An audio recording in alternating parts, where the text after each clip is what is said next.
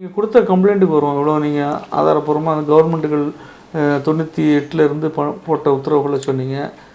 இப்போ இதை வந்து உண்மையிலேயே ஒரு இந்த அளவில் வந்து நம்மளுடைய மாநில அரசுக்கு கீழே இருக்கக்கூடிய லஞ்ச ஒழிப்புத்துறையில் விசாரணை நடத்தப்படும் நாம நம்பலாமா? இல்லை உண்மையில் நடந்தால் நியாயமாக இருக்கும் நம்பலாம்? இது ஏன் உனக்கு என்ன சொல்றதுன்னா, இதோட நடந்திருக்க 25 வருஷமா நடந்திருக்கிற விஷயங்களும் போது இது ஏன் மத்திய புலனாய்வுத்துறை வந்து விசாரிக்கணும்னு நம்ம ஏன் கோரிக்கை மாற்றக்கூடாது? இப்போ மத்திய புலனாய்வுத்துறையில் வந்து கேட்டோம்னா அவங்கள்ட்ட வந்து டைம் வந்து ரொம்ப லென்த்தியாக போகும். இங்கே இருக்கக்கூடிய ஸ்டேட் போலீஸ்க்கு வந்து ஸ்ட்ரென்த் இருக்குது. இந்த அடுத்து வந்து நம்ம ஸ்டேட் போலீஸை வந்து நம்ம குறைச்சி மதிப்பிட முடியாது.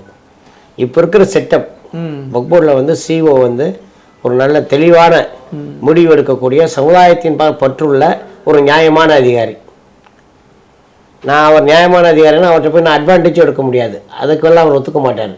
அதே மாதிரி இப்போது சிஏஓன்னு ஒருத்தர் போட்டிருக்காரு, டே டு டே மேனேஜ்மெண்ட் பண்ணுறதுக்காக சீஃப் அட்மினிஸ்ட்ரேட்டிவ் ஆஃபீஸர்னு ரஃபீலான்னு ஒருத்தர் போட்டிருக்காரு, சிஏஓன்னு போட்டிருக்காரு. ஏன்னா அவர் அடிஷனல் சார்ஜ் தான் பார்க்குறாரு, சிஏஓ வேறு போட்டு அவருக்கு சில பவர்ஸ் கொடுத்து டே டு டே நிர்வாகம் வந்து நல்லா ஃபாஸ்ட்டாக போயிட்டுருக்கு. எனக்கு முழுமையான நம்பிக்கை இருக்குது. நிச்சயமாக வந்து என்னுடைய புகாரை அதில் வந்து பரிசீலனை செய்து அது உண்மைத்தன்மைக்காக வந்து நான் நல்லா டாக்குமெண்ட்ஸ் இதில் பண்ணியிருக்கேன். இப்போ நான் வந்து எடுத்தது ஒரு 25 வருஷத்துக்கு முன்னால் உள்ள டாக்குமெண்ட் தான், இன்னும் தோண்டிக்கிட்டே இருக்கேன். 1959 முஸ்லீம்கள் தான், அவங்கெல்லாம் மரணித்து விட்டார்கள். வக்பு வாரிய சொத்தை வந்து 1954 ஆக்ட் படி வந்து பரிவர்த்தனை பண்ணிக்கலாம் சொத்தை. அப்படி பரிவர்த்தனைன்னு சொல்லி ஏகப்பட்ட சொத்து போயிருக்கு. 1954 95க்கு முன்னால் வந்து 99 இயர்ஸ் லீஸ்ன்னு போட்டிருக்காங்க. இப்போ தான் இந்த லீஸ் ரூல்ஸ் எல்லாம் வந்து 95க்கு அப்புறம் வந்து ரொம்ப கடுமையாக்கிட்டாங்க. அந்த பார்த்தீங்கன்னா இதில் அந்த காலத்தில் இருந்தவங்கெல்லாம் வந்து ரொம்ப சர்வசாதாரணமாக மதுரையில் வந்து மேலமாசியில் ஒரு முக்கியமான இடம், அந்த இடத்த வந்து 99 வருஷத்துக்கு போட்டிருக்காங்க லீஸ் அந்த 54 ஆக்டில். அதே மாதிரி இப்போது எக்மோரில் ஒரு ப்ரைம் ப்ராப்பர்ட்டி, வக்ஃபில் லெவலாத ப்ராப்பர்ட்டி, நிறையா பேருக்கு அது வக்ஃப் இடமான கூட தெரியாது. நான் இப்போ வந்து புதுவெளியில் அதை நான் டிஸ்க்ளோஸ் பண்ண விரும்பலை. ப்ரைம் ப்ராப்பர்ட்டியில் சம்பாரிச்சிருக்காங்க, அந்த வக்ஃபுக்கு என்ன வருமானம் வருதுன்னு தெரியலை. அதெல்லாம் வந்து நான் வந்து எல்லாத்தையும் நான் வந்து ஒவ்வொரு ஊராக கலெக்ட் பண்ணிகிட்ருக்கேன். எங்களோட சோர்ஸை வச்சு கலெக்ட் பண்ணி நான் எதுவாக இருந்தாலும் சரி, ஏன்னா நான் இவ்வளோ ஆணித்தரமாகவும் ஆழமாகவும் பேசுகிறேன்னு சொன்னால் எந்த விதமான டாக்குமெண்ட்ஸோ அந்த டாக்குமெண்ட்ஸை கிராஸ் செக் பண்ணுவேன். இல்லை நாம அதில் வந்து நமக்கு எந்த சந்தேகம் இல்லை. உங்களுடைய அதில் எல்லாமே இப்போ நீங்கள் காமிச்சு ஆதாரப்பூர்வமாக காமிச்சிருக்கீங்க, நமக்கும் என்ன செஞ்சுருக்கீங்க, உங்களுடைய புகாருடைய நகலை வந்து நீங்கள் அனுப்பிச்சிருக்கீங்க. அதில் நீங்கள் சொன்ன அந்த அரசினுடைய உத்தரவுகள் எல்லாமே நீங்கள் அதை இணைச்சிருக்கீங்க, அதெல்லாம் சரிதான். என்ன திரும்ப திரும்ப வருதுன்னா, இப்படி நம்ம எவ்வளோ நாளைக்கு நம்ம வந்து நமக்கு நீங்கள் பேசிகிட்டு இருக்கீங்க, நம்ம சேனலில் போட்டுட்ருக்கோம். இது வந்து அரசுகள் நான் சொல்ல வக்ஃபு வாரியத்தில் வந்து எந்த ஒரு உறுதியான நடவடிக்கைகள் இல்லாமல் இருக்கும்போது, இப்போ நீங்கள் சொல்கிறீங்க இப்போ நல்ல அதிகாரிகள் வந்திருக்கு, இதுக்கு முன்னால் சிறந்த அதிகாரிகள் இருந்திருக்காங்க, சிறந்த சேர்மன்களும் இருந்திருக்கிறாங்க, நம்ம அதெல்லாம் மறுக்க முடியாது. அவங்க முயற்சி பண்ணியிருக்காங்க. ஆனால் அந்த சிஸ்டம் வந்து அவங்கள முழுக்க அவங்கள திரும்ப இது பண்ணியிருக்கு. ஸோ இதை வந்து ஒரு மிகப்பெரிய ஒரு கண்காணிப்புக்கு உள்ள கொண்டு வராமல் இதெல்லாம் வந்து சரி பண்ண முடியும்னு சார் இது வரைக்கும் யாருமே அவங்க நாலேஜ் கொண்டு போகல சார். அதெல்லாம் சும்மா சார், அதெல்லாம் உங்கள் நாலேஜ் தான், அதெல்லாம் நான் நம்பலை வராத வரைக்கும். இதுக்கு பார்த்தல உங்களுக்கு இந்த அப்துல் பாசித் இது கொடுத்துருக்காருல்ல ஒரு லெட்டர் நான் காமிச்சேன். ஆமாம் அப்துல் ராசிக் கொடுத்துருக்காருல்ல. ஆமாம், அப்துல் ராசிக்கு அப்போ வந்து ஒரு சில விஷயங்களில் வந்து கொடுத்துருக்காங்க. நான் நினச்சிக்கிட்டு இருந்தேன் 22 போட்டு அந்த 21 0 வேல்யூ பண்ணது எல்லாத்துக்கும் மக்கள் மத்தியில் போய் ரீச் ஆகிடுச்சு. சிஓ வந்து திருப்பி லெட்டர் எழுதிட்டாங்க, டிஓ லெட்டர், ஐஜி எழுதிட்டார், கவர்மெண்ட் எழுதிட்டாருன்னு நினச்சேன். ஆனால் 2008 வந்து அந்த முயற்சிகள் மேற்கொள்ளப்பட்டு எல்லாத்தையும் தடை செய்யணும்னு சொல்லியிருக்காங்க. இப்போ ஆழமாக டீப்பாக நீங்கள் பார்த்தீங்கன்னா என்னுடைய கணக்கு அந்த பார்த்த விஷயங்கள்லாம் பார்த்தீங்கன்னா கிட்டத்தட்ட 1 லட்சம் ரூபா கோடி சொத்து வந்து விற்கப்பட்டிருக்கலாம். 1 லட்சம் கோடி சொத்துக்கள் விற்கப்பட்டிருக்கலாம். எனக்கு உண்மையிலே தெரியாது. எனக்கு 1 லட்சம் கோடி சொத்துக்கள் விற்கப்பட்டிருக்கலாம். யாருடைய சொத்து? எவ்வளோ? அல்லாவுடைய சொத்து, வக்ஃபுடைய சொத்து. தெரியுதா? நம்ம கேட்குறீங்களா? நேர்களை பார்க்குறீங்களா? இது ஏதோ நாம் வந்து உள்நோக்கத்தோடு சொல்கிறோன்னு விமர்சனங்கள் கவுண்டில் பண்ணுறீங்களா? பாருங்கள், 1,00,000 கோடி இறைவனோட சொத்து, இந்த முஸ்லீம் சமுதாய மக்களுக்காண்டி மூதாதையர்கள் கொடுத்த சொத்துகள் இன்னைக்கு விற்கப்பட்டிருக்கு. ஆனால் நாம் வந்து அதெல்லாம் கவனிக்காமல் எதுக்கு பின்னாடியே போயிட்டுருக்கோம். தொடர்ந்து அதாவது நம்ம போய் அரசுகிட்ட எங்களுக்கு இதை கொடுங்க, நாங்கள் கஷ்டப்படுறோம்னா தேவையில்லை. இந்த சொத்துக்களை டெவலப் பண்ணாலும் கவர்மெண்ட்டுக்கு நம்ம கொடுக்கலாம். கவர்மெண்ட்டுடைய பட்ஜெட்டுக்கு ஐயா எங்கள் வக்போர்டு சார்பாக எங்கள் ஒரு 5% நாங்கள் கொடுக்குறோம் உங்களுக்கு அப்படின்ற நிலையில் நம்ம இருக்கோம். இன்னைக்கு வக்ஃபு சொத்துக்களுடைய வேல்யூ கூடி போச்சு. அந்த காலத்தில் இந்த லேண்ட் வேல்யூ கிடையாது. இன்னைக்கு லேண்ட் வேல்யூ வந்து பல 100 மடங்கு ஏறிடுச்சு. அதெல்லாம் இந்த டாக்குமெண்ட்டுக்கு வந்து ஒரு 25 வருஷம் பார்த்ததுல எனக்கு ஷாக் ஆயிடுச்சுங்க. என்னங்க இவ்வளவு சம்பவங்கள் நடந்திருக்கு. 2008 வந்து எல்லா சொத்துக்களையும் தடை பண்ணணும்ன்றது அதில் கிளீனாக சொல்கிறான். போர்டுக்கு தான் அதிகாரம், போர்டு முடிவு பண்ணி சிஓ கொடுக்கணும். அதெல்லாம் இல்லாமல் 2008 பதிஞ்சிருக்காங்கன்னா அதில் வந்து சப்ரிஜிஸ்டார்கள் உடனடியாக இருக்கலாம், உடனடியாக இருந்திருப்பாங்க. ஏன்னா ரவுண்ட் பண்ணி வச்சுட்டு எப்படி விற்க அலோவ் பண்ணாங்க, வக்ஃப் சொத்தை எப்படி அலோவ் பண்ணாங்க? நம்பர் 1. அல்லது VAO RI revenue officers involve ஆகிருக்காங்க. இதனால் வந்து இந்த பிரச்சனைக்கு தீர்வு காணப்பட வேண்டும், இழந்த சொத்துக்களை மீட்க வேண்டும். அதே மாதிரி இன்னொரு விஷயம் நடந்திருக்கு. இன்னும் வந்து இந்த பொதுவெளியின் சார்பாக, அதாவது உங்களுடைய இந்த காணொளி மூலமாக, இந்த பேட்டியின் மூலமாக நான் வக்ஃபு வாரியத்திற்கு ஒரு வேண்டுகோள் வைக்கிறேன். பல சொத்துக்கள் வந்து வக்ஃப் போர்ட்லேயே வந்து தீர்மானம் போட்டு இந்த சொத்தை விற்றுருங்க, இல்லை கோர்ட்டுகளிலே சில சொத்துக்கள் வந்து இதை விற்றுருங்கன்னு சில நியாயமான விஷயங்கள்லாம் இருக்குது. அதில் பலர் பாதிக்கப்பட்டிருக்காங்க. அதில் முஸ்லீம்களும் பாதிக்கப்பட்டிருக்காங்க, இந்துக்களும் பாதிக்கப்பட்டிருக்காங்க. அப்போ 54 ஆக்ட் 95க்கு முன்னால் வந்து அதுக்கப்புறம் இனாம் சொத்துக்கள் இதெல்லாம் எடுத்து விற்றுருக்காங்க. அது இப்போ சில பேர் ஆரம்பிச்சிட்டாங்க கிளைம் பண்ண, அது எங்கள் சொத்து தான், எங்களுக்கு தான் கொடுக்கணும் அப்படின்னு. அவங்க தாத்தா முப்பாட்டை விற்றுட்டு போயிட்டான். இப்போ எப்படி போய் நீங்கள் அவன்கிட்ட போய் ரெக்கவர் பண்ண முடியும்? ரிட்ரைவல்ங்கிறது எப்படி பண்ண முடியும்? ரிட்ரைவல்ங்கிறது வந்து வக்ஃபு சொத்து தான் என்று தெரிந்து விற்கப்பட்ட சொத்துக்களை தான் நம்ம ரிட்ரைவல் பண்ண முடியும். திருப்பம் பெற முயற்சி செய்ய வேண்டும் என்றால் அதுதான் நீதிமன்றம் மூலமாக, வக்ஃபு வாரியம் தீர்மானம் போட்டது மூலமாக, அல்லது இனாம் அபாரி சலுகை கழிந்து விட்ட சொத்துக்களை வந்து அதை வந்து நம்ம கிளைம் பண்ண முடியாது. கிளைம் பண்றது நல்லா இருக்கு, அதை வேற விதமான மோதல்களை உருவாக்கி சட்டத்தில் இடம் இல்லைங்கும்போது அது பண்ணக்கூடாது. தப்பு இடம் இல்ல. 65 எடுத்துறாங்க. அப்போ அப்பீல் இடம் இருக்குன்னா நாம என்ன செய்யலாம்? வக்ஃபு சொத்து இனாம் சொத்துலேயே 2 வகை இருக்கு சார். இனாம் சொத்துல சில பேர் இப்போ உங்களுக்கு நான் நவாபுக்கு வேண்டிய, இல்லை ராஜாவுக்கு வேண்டியவன், இல்லை இந்த சிற்றரசருக்கு வேண்டியவனா உங்கள் மேலே ஒரு அன்பின் பானை கொடுத்துருக்கிற சில சொத்துக்கள் இருக்குது, இனாமா வச்சுக்கோங்கன்னு சொல்லி. அது வந்து உங்களுடைய ரைட்ஸ். அதில் வந்து நான் கிளைம் பண்ண முடியாது. ஒரு பள்ளிவாசலுக்கோ அல்லது ஒரு இறைநேசருடைய விஷயத்துக்கோ அல்லது இந்த மீலாது விழாக்கள், மௌலுதுகள் இது மாதிரி செய்கிறதுக்கோ, ஆசூர் கானாக்கள் வைக்கிறதுக்கோன்னு சொல்லி ஒர்க் பண்ணியிருப்பாங்கல்ல, அதுதான் விற்கக்கூடாது. அது விற்றிருந்தால் அதுதான் நேரத்தில் வருது. இங்கே வந்து தமிழகத்தில் மட்டும் இந்தியாவில் இருக்க பெரும்பாலான வக்ஃபு சொத்துக்களில் பெரும்பான்மை வந்து இந்த தர்காக்கள் இந்த மாதிரி ஒரு கலாச்சாரத்தை பின்பற்றவங்களை சார்ந்த சொத்துக்களை தான் இருக்குது. அப்படி நான் நினைக்கிறேன். அப்படி பெரும்பான்மையான சொத்து. ஆனால் வக்ஃபை நிர்வகிக்க வர்றவங்க வந்து இந்த நம்பிக்கை இல்லாதவர்கள் வந்து இருக்காங்க.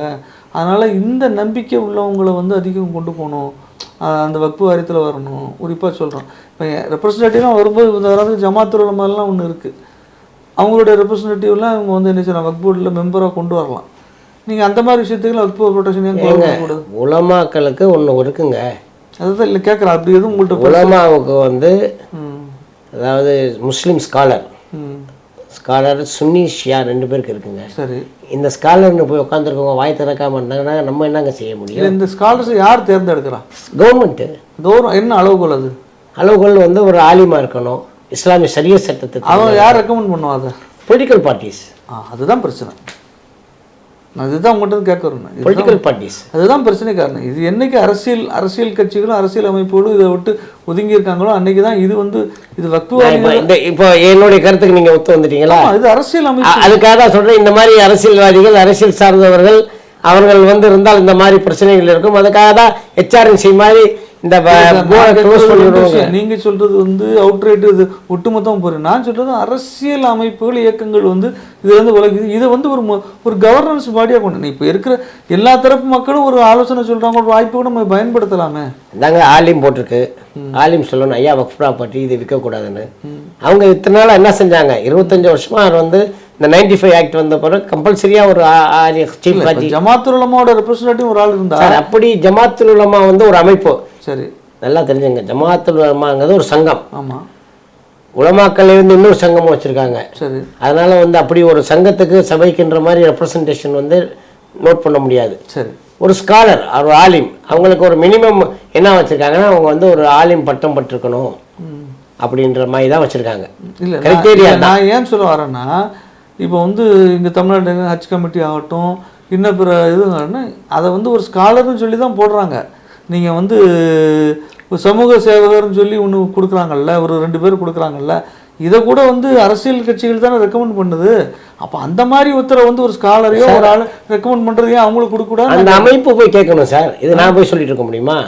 இல்லை, அந்த அமைப்புகள் கேட்கலங்கிறது தானே நம்ம கேட்க. அந்த அமைப்பு இப்போ நீங்கள் சொன்னீங்க ஒரு விஷயத்துக்கு நான் அது பதில் சொல்லிடுறேன். இந்த வக்ஃபு சொத்துக்களில் பெரும்பாலான சொத்துக்கள் தர்காவை சார்ந்தது தான் அப்படின்னு சொன்னீங்க. இந்த விஷயமா வந்து நான் வந்து முதலே வந்து மத்திய அரசுக்கு வந்து ஒரு, ஏன்னா இந்த ஆக்ட் அமெண்ட் பண்ணோம்னா மத்திய அரசு தான் பண்ணணும். அவங்க இப்போ அமெண்ட்மெண்ட்டில் கூட போரா போராவுக்கு தனி போர்டு, ஆகா கான் அந்த குரூப்புக்கு வந்து ஒரு தனி போர்டு வைக்கணும்னு சொல்லி அந்த அமெண்ட்மெண்ட்டில் முதல்ல கொண்டு வராங்க. ஆனால் மிக முக்கியமான கோரிக்கை, தர்காக்கள் வந்து 80% 85% சொத்துக்கள் வந்து இறைநேசர்களுக்கு வழங்கப்பட்டது. இப்போ வந்து அதிகமாக வந்து தர்கா ஜியாரத்துகளுக்கு எதிர்ப்பு அல்லது அதனுடைய அதிருப்தி இல்லை, அந்த தர்காக்கள் ஜியாரத்துக்களை தவிர்க்க வேண்டும், ஒழிக்க வேண்டும், அல்லது தர்காக்களை இடிக்க வேண்டும். ஒரே வார்த்தை இல்ல இல்ல, இதே ஒரு 4 கேட்டகரி வர்றாங்க. அதான் ஒவ்வொரு ஸ்டேஜ் ஒவ்வொரு கேட்டகரியில இருக்காங்க. ஒவ்வொரு ஸ்டேஜ்ல இருக்காங்க. ஒவ்வொரு கேட்டகரியில் இந்த தர்கா எதிர்ப்பாளர்கள், அதான் நீ புரிஞ்சுக்கிட்டேன். அதுல வந்து அந்த இயக்கத்தை சார்ந்தவங்க இப்போ போர்டில் நிறைய வந்துடுறாங்க. அப்ப அவங்களுடைய ஐடியாலஜி இதில் அப்ளை பண்ண பார்ப்பாங்களா, சரி, தர்காக்களுடைய ஐடியாலஜி அப்ளை பண்ண பார்ப்பாங்களா? அப்போ நம்ம என்ன ஒரு ப்ரொபோசல் நான் ஆரம்பத்தில் கொடுத்துட்டோம். தர்காவை சார்ந்த தர்கா இறைநேசர்கள் மேல நம்பிக்கை கொண்ட அந்த கொள்கை உடையவர்களை வந்து அது தனியாக ஒரு போர்டு போட்டுருங்க. வக்ஃப் ஆக்ட் கீழேயே வந்து தர்காக்கள் வளர்ச்சி மற்றும் பராமரிப்பு வாரியம்னு போட்டுருங்க, இல்லாட்டி வளர்ச்சி அல்லது நல வாரியம்னு போட்டுருங்க. வக்ஃப் ஆக்ட் கீழே கொண்டு வாங்க. தர்கா சம்பந்தப்பட்ட சொத்துக்கள், தர்காவோட இணைந்த பள்ளிவாசல்கள் இதை இணைச்சு தனியாக போட்டுருங்கன்னு. யாரும் இந்த கவர்மெண்ட்டு வந்து இதெல்லாம் கன்சிடர் பண்ணுறதே இல்லை. இதெல்லாம் வேலிட் பாயிண்ட். நீங்கள் இதில் கொண்டு வந்துட்டாலே வக்ஃபில் பல இஷ்யூக்கள் வராது சார். நம்மளை பொறுத்த வரைக்கும் எந்த விஷயத்தையும் ஆதரிக்கிறதும் கிடையாது, ஒழிக்கிறதும் நம்மளோட நோக்கம் இல்லை. எந்த விஷயமாக இருந்தாலும் அது வந்து அந்த சார்ந்த மக்கள் தான் அதை வந்து உணர்ந்து அது சரி தப்புன்னு உணரணுங்கிறது எங்களுடைய சேனலுடைய பாலிசி. அதில் வந்து எங்களுக்கு என்ன இல்லை, நீங்கள் உங்களுடைய கருத்தில் எங்களுக்கு உடன்பாடு இல்லை. எந்த இதில் இல்லை, நான் என்ன சொல்ல வரேன்னா இந்த நம்பிக்கை இல்லை. நீங்கள் அந்த சமூகத்தை சார்ந்தவங்க கோரிக்கை இப்போ தான் வருது. இப்போ நீங்கள் சொல்கிறீங்க அந்த தர்காக்கள் சார்ந்த விஷயங்களை இது வந்து 70 வருஷமாக இருந்துட்டு வருது. இப்போ தான் நீங்களே கோரிக்கை வச்சிருக்கதா சொல்கிறீங்க. ஆமாம், இந்த லெவலில் தான் நம்மளுடைய விழிப்புணர்வு, நம்மகிட்ட என்ன பண்ணுறோன்னு தெரியாமல் நான் நினைக்கிறேன்னா நீங்கள் சொல்கிற இந்த மெத்தட் ரொம்ப வருஷமாக இருந்துட்டு வருது. இதை இப்போ இந்த 70 வருஷத்துக்கு அப்புறம் இப்போ தான் நீங்கள் குரலே கொடுக்குறீங்க. அதைத்தான் நான் சுட்டி காட்டுறேன். நிச்சயமா யாருக்கு நமக்கு என்ன பிரச்சனை, நமக்கு என்ன தேவைங்கிறத நம்ம புரிஞ்சுக்கிறோம். 70 வருஷம் ஆயிருக்குங்கிற போது அப்போ மாற்றம் வர்றது இன்னொரு 70 வருஷம் தாண்டி தானே போகும். இன்ஷா அல்லாஹ் மாற்றம் உடனே வந்தாலும் வருமே. இதில் வந்து இந்த வக்ஃப் ஆக்டை பொறுத்த மட்டும் சென்ட்ரல் கவர்மெண்ட்டுடைய தான் அதிகாரம் இருக்குது.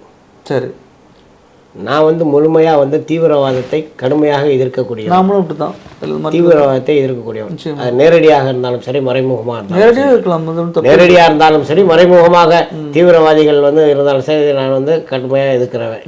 அடுத்து எனக்கு ரொம்ப முக்கியமானது நேஷனல் இன்ட்ரெஸ்ட். கண்டிப்பாக இன்றைக்கி நம்ம பக்கத்து நாளில் பங்களாதேஷில் பார்த்தீங்கன்னா எத்தனை தர்காக்கள் இடிக்கப்படுகிறதுங்கிறத வீடியோலாம் பார்க்குறோம். அப்போ அந்த கான்செப்ட் உள்ளவங்க வந்து அவங்க வந்து ஒவ்வொரு அதிகாரங்களையும் பதவிகளையும் வரும்போது இதெல்லாம் பாதிக்கப்படும். இதை நம்ம சொல்லியிருக்கோம், இதெல்லாம் பாதிக்கப்படும். நீங்கள் வாங்க, உங்களை யாரும் அதிகாரத்துக்கு வேண்டான்னு சொன்னா நீங்கள் வரவங்க, நான் சொன்னதுங்க வரவங்களே குறை சொல்லி போய் நம்ம சொன்னது என்னன்னா, நீங்கள் இப்போ தனியாக செப்பரேட்டாக நீங்கள் கொண்டு வந்துட்டீங்கன்னா அங்கே வந்து தர்கா கொள்கை, ஆமா தர்கா கொள்கைக்கு எதிரானவர் உட்காந்துருக்காரு, அவரால் பிரச்சனை பாதி பிரச்சனை முடிச்சு போகும். இடஒதுக்கீடு கேட்குறீங்க, அவங்க கேட்குறாங்கல்ல, நீங்க கேட்குறீங்க. அதான் நான் கேட்குறேன், நேஷனல் இன்ட்ரெஸ்ட்டுக்காக கேட்குறேங்க. எல்லாம் ஒன்று தான். நான் எனக்கு வந்து தேசிய ஒற்றுமை, தேசிய நலன் இதுதான் முக்கியம், நேஷனல் இன்ட்ரெஸ்ட் தான் முக்கியம் எனக்கு. இப்போ வந்து தர்காக்குள்ள வந்து யார் வந்திருக்கா, தர்கா எதிர்ப்பாளர் கொண்டு வந்து உட்கார வைக்கிறீங்க, அப்போ என்ன ஆகும்? அந்த இடத்துலயே அடிபட்டு போச்சு. நேஷனல் செக்யூரிட்டி அடிபடுறது, நேஷனல் இன்ட்ரெஸ்ட் அடிபட்டுறது, இன்டெகிரேஷன். நான் எனக்கு என்ன கொள்கை இருக்குங்கிறதெல்லாம் விட்டுருங்க, அந்த கொள்கை ஆதரிக்கிறவங்களும் இதை பற்றி வெளிப்படையாக பேச வர்றது இல்லைங்கிறது தான் என்னுடைய கேள்வியாக இருக்குது. நீங்கள் சொல்கிற கொள்கையை ஆதரிக்கிற சுன்னத்துல் ஜமாத்துன்னு இருக்குது, இன்றைக்கி வந்து தமிழகத்தை எடுத்துகிட்டு 80% அவங்க தான் இருக்கிறாங்க. அவங்க பள்ளிவாசல் நிர்வாகங்கள் பறி போகிறதுக்கு அவங்களே வந்து பேச வர்றது இல்லையா? அதானங்க இந்த சமுதாயத்துடைய சாபக்கேடுங்கிறேன். இந்த சமுதாயத்தின் சாபக்கேடு என்னன்னா, ஒரு குரூப் எல்லாம் அல்லா பார்த்துக்குவான்னு போயிடுறாங்க, வர்றது கிடையாது. சரி, ஒரு குரூப்பை பார்த்துக்கிறாங்க. ஒருத்தர் வியாபாரம் நடந்தா போதும்னு அவன் பார்த்துட்டு போறான், அவங்களுக்கு அதை பத்தி எல்லாம் கவலை. நமக்கு என்னங்க தேவை? இவன் வந்து இப்போ என்ன சொல்றாங்க, சும்மா வெட்டியா வந்து இந்த பேரையை பார்த்துட்டு இருக்கீங்கன்னு சொல்லி நிறைய நண்பர்கள் சொல்றாங்க. ஆனா நான் பார்க்கறது அல்லாவுக்காக செஞ்சுட்டு இருக்கேன், அதை பத்தி நான் புறக்கணிச்சிருவேன், அல்லாவுக்காக பார்க்குறேன். சரி சரி, அது உங்களுடைய பல ஆதங்கங்களையும் சொன்னீங்க. ஒரு பெரிய ஒரு முயற்சியை வந்து இன்னைக்கு இந்த இறைவனின் சொத்துக்களை பாதுகாக்கக்கூடிய ஒரு மிகப்பெரிய ஒரு முயற்சியில் நீங்கள் தொடர்ந்து களம் காண்டுட்டு வரீங்க. இப்போ புதுசாக 25 வருடங்களாக இந்த மாதிரி வக்ஃபு அதிகாரிகள் மட்டத்தில் நடந்த இது ஊழல்னு தான் சொல்லணும். இதை வந்து ஊழல், இது சில பேருக்கு ஆட்சேபணம் இருக்கலாம், இது ஊழல் தான். இது அரசின் உத்தரவு மீறி செய்கிறதுங்கிறது ஊழல் தான். இந்த ஊழலுக்கு எதிராக நீங்கள் வந்து லஞ்ச ஒழிப்புத்துறை, தமிழக லஞ்ச ஒழிப்புத்துறை விசாரணை நடத்தணும்னு கோரிக்கை வச்சுருக்கீங்க. தமிழக அரசு வந்து அதை வந்து உடனடியாக செய்யுங்கிற நம்பிக்கையும் நீங்கள் தெரிவித்த அதிகாரிகள் இருக்காங்க. நாமும் அந்த நம்பிக்கையை பகிர்ந்துக்கிறோம். இது போன்ற உண்மையான தவறு செய்தவர்கள் யாராக இருந்தாலும், அவர்கள் எந்த லெவலில் இருந்தாலும் அவர்கள் தண்டிக்கப்பட வேண்டும்ங்கிறதுல யாருக்கும் எந்த மாற்று கருத்தும் இருக்க முடியாது.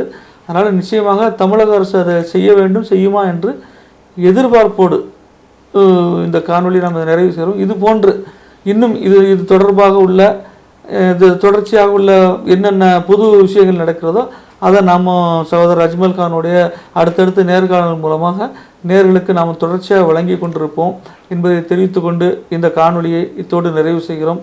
கலந்து கொண்ட அஜ்மல் கான் அவர்களுக்கு நன்றி பாராட்டி. அஸ்ஸலாமு அலைக்கும். வலைக்கும் ஸலாம் வரஹ்மத்துல்லாஹி வபரகாத்துஹு.